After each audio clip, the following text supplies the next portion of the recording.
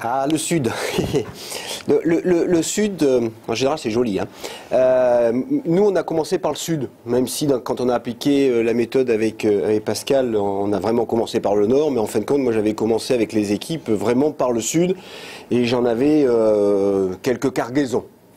Donc ça, du Sud, on a été très fort.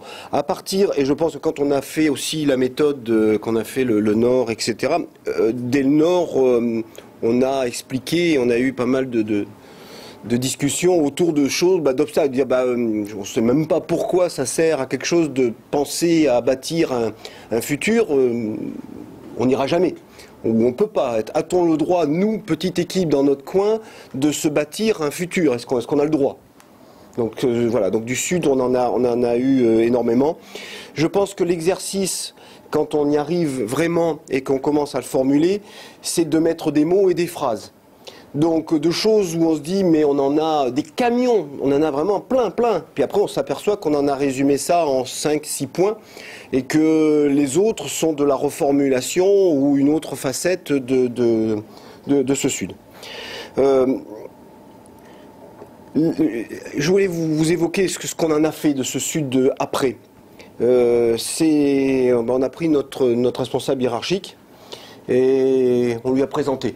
Alors, on lui a présenté notre Nord, notre Est, notre Ouest et compagnie, mais on s'est arrêté sur le Sud. Donc on lui a dit, voilà, on n'a pas confiance en toi et on sait que tu n'as pas confiance en nous. Et on a discuté sur toute notre liste de Sud. Donc on a affronté le loup là et on a échangé là-dessus.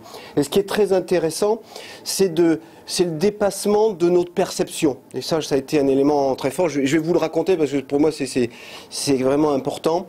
On a eu une situation technique dans laquelle ce hiérarchique en question a challengé un certain nombre de mes équipes en leur disant tel développement, telle conception, elle n'est pas bonne.